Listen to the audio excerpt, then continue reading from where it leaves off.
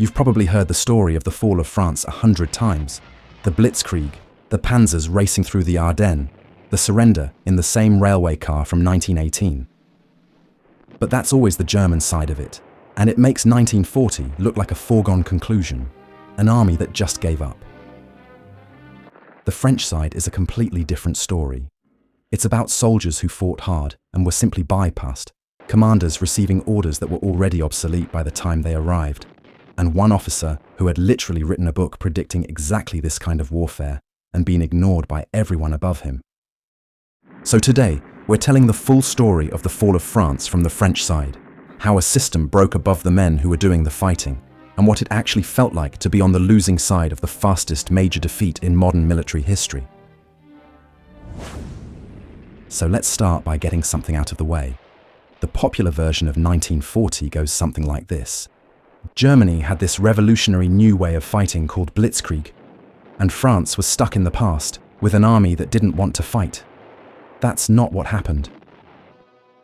When the German offensive began on May 10, 1940, France fielded roughly 3,000 tanks against Germany's approximately 2,400. The French army mobilized somewhere around 5 million men total, making it the largest military force in Western Europe. And the equipment wasn't outdated either. The Char B1 bis, France's heavy tank, weighed around 32 tons, carried a 75mm hull-mounted gun and a 47mm turret gun, and had up to 60mm of frontal armor. For comparison, the most common German tank at the time was the Panzer III, which had about 30mm of frontal armor and a 37mm gun. The standard German anti-tank weapon, the 3.7cm Pak 36, couldn't penetrate the Char B1 from the front at any range. German crews called it the door knocker for exactly this reason. The Somua S35 medium tank had a 47mm gun and 40mm of well-sloped cast armor, and many military observers at the time considered it the best tank of its class in the world. So the question isn't why France was weak. The question is why France lost, despite being strong. And that's a far more interesting and far more unsettling answer. The answer starts with how the French army thought about fighting. After the First World War, the French military developed a doctrine called la bataille conduite, or methodical battle. The idea was that modern warfare was too fast and too lethal for rapid decision-making. Instead, operations should unfold in carefully planned, tightly controlled phases. Every attack was set up methodically, with artillery registered, flanks secured, and reserves in place before anything moved forward. There was a logic to it. France had lost nearly 1.4 million soldiers in the First World War, roughly 4% of its entire population. The country simply could not afford another war of attrition built on aggressive offensive operations. The Maginot Line, which cost somewhere around 3 billion francs and stretched along the German border, was designed to do one thing: force any future German attack to go through Belgium instead, buying time for the French army to move north and meet it there. And it worked exactly as intended. The Germans didn't attack through the Maginot Line. They went through Belgium and the Ardennes. The fortifications did their job. The problem was everything that came after.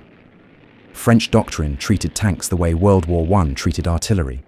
They were support weapons, to be parceled out in small groups to infantry divisions. Instead of concentrating armor into fast-moving divisions that could punch through enemy lines and exploit breakthroughs, the French scattered their tanks across the front in packets of 30 to 50 vehicles each. The infantry set the pace, and the tanks followed. Communication was another disaster. Most French tanks didn't have radios. Crews communicated with flags or by physically stopping and getting out to talk. When things changed on the battlefield, tank units couldn't be redirected quickly because there was no way to reach them. Compare that to the German panzer divisions, where every tank had a radio and division commanders could redirect entire formations within hours. The French command cycle for a major decision ran roughly 48 hours from observation to order. The German cycle was measured in hours, sometimes minutes.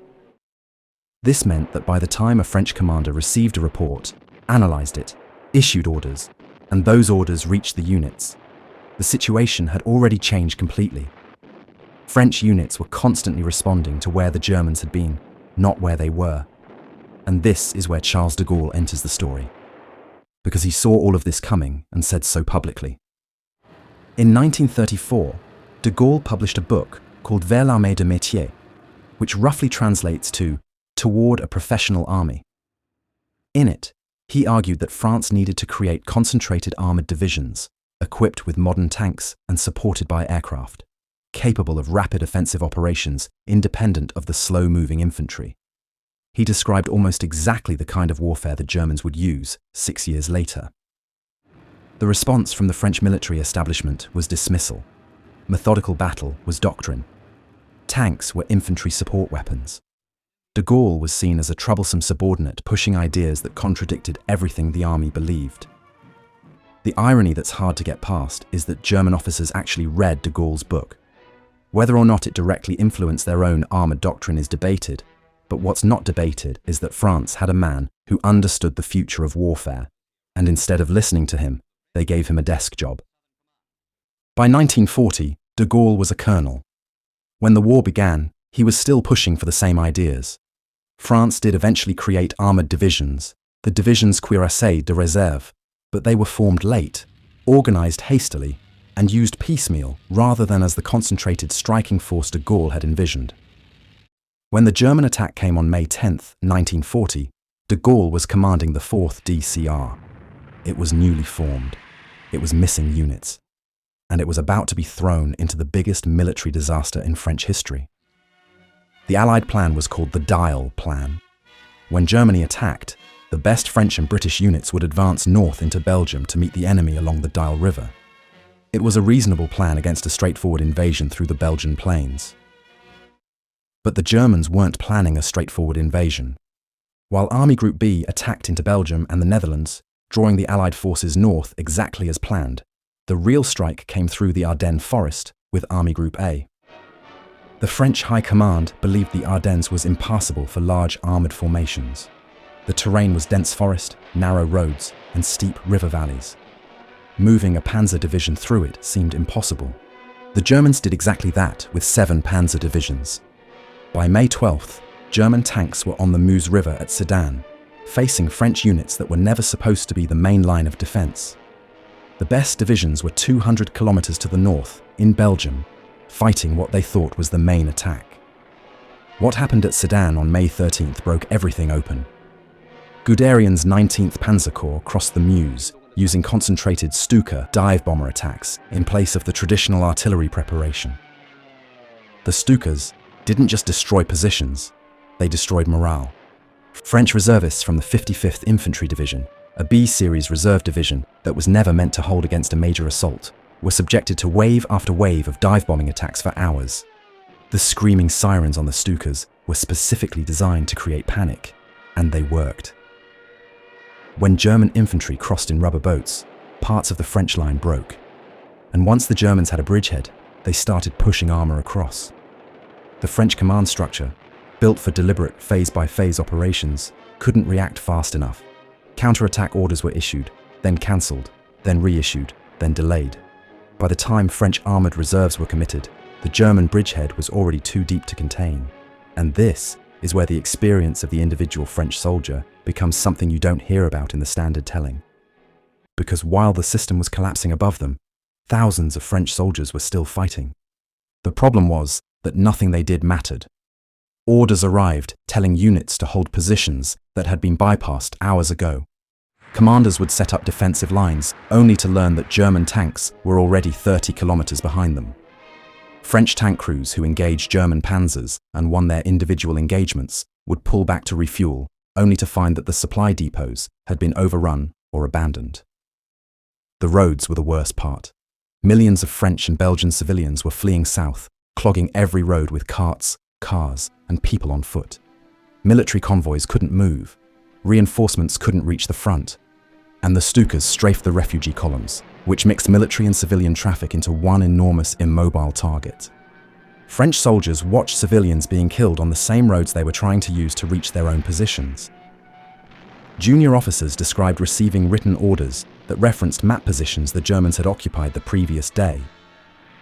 A battalion commander would get instructions to counterattack a crossroads that was now 15 kilometers behind the German line. By the time he reported that the order was impossible, his own position had been bypassed too. The entire system was fighting the war it had planned for, and that war didn't exist anymore.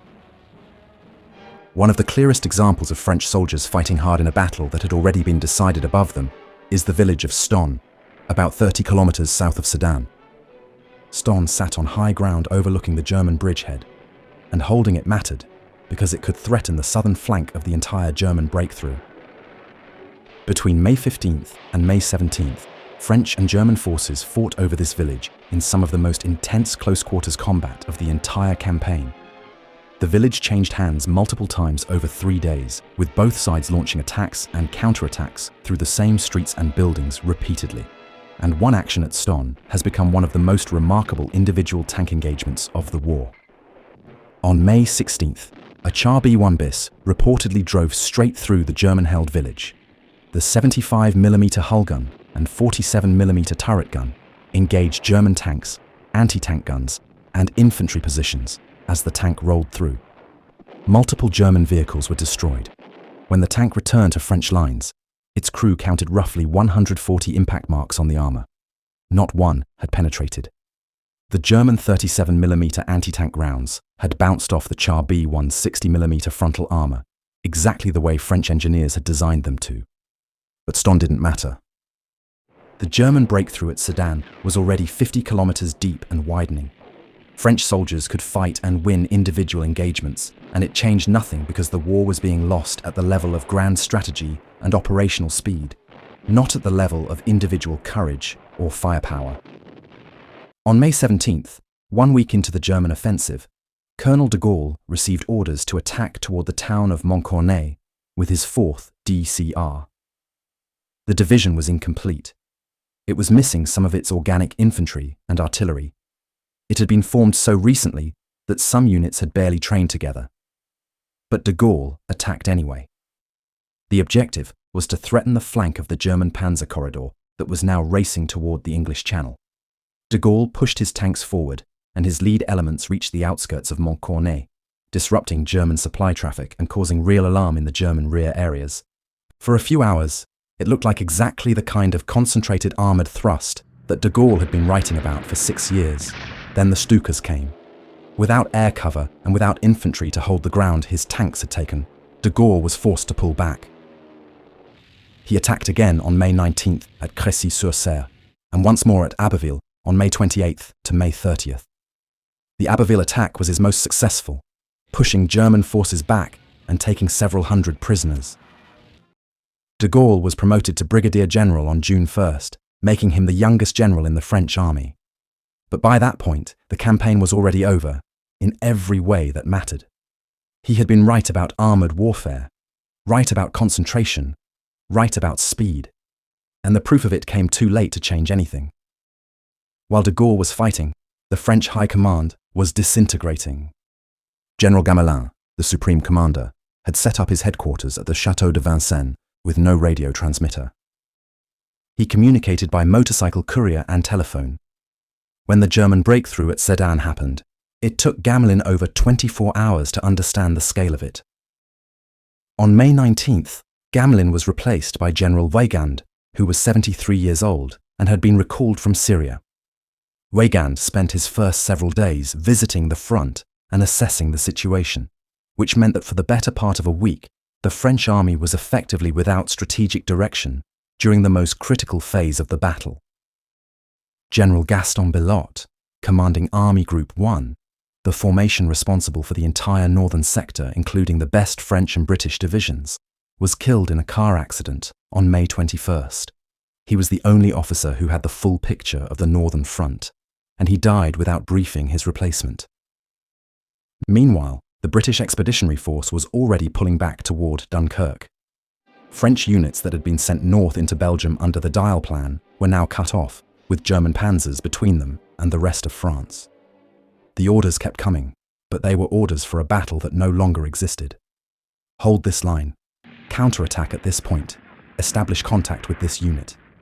Every instruction assumed a front that had already moved, or a unit that had already been destroyed or cut off. Paris was declared an open city on June 10th. German troops entered on June 14th. The armistice was signed on June 22nd, in the same railway car at Compiègne where Germany had signed the armistice in 1918. Hitler had that detail arranged deliberately. In 6 weeks, the largest army in Western Europe had been defeated. France suffered roughly 90,000 killed, 200,000 wounded, and nearly 1.9 million taken prisoner. German casualties for the entire campaign were approximately 27,000 killed and 111,000 wounded. Those numbers tell the story of a catastrophe that went far beyond what individual courage could have prevented. And the French soldiers who had fought, many of them bravely and effectively in their own engagements, went into prisoner of war camps or back to farms and towns in a country that no longer existed the way they'd known it. Some joined the resistance. Some followed de Gaulle to London. Most spent the rest of the war in German POW camps. The men who had done their jobs and fought their fights had been defeated by a system failure so total that nothing they did at their level could have changed the outcome. After the war, the French army rebuilt itself around exactly the principles de Gaulle had advocated in 1934. Concentrated armoured formations, radio communication in every vehicle, rapid decision-making independent of a centralised command. Everything he'd been ignored for became standard doctrine. The lessons of 1940 were learned. They just cost France its country first.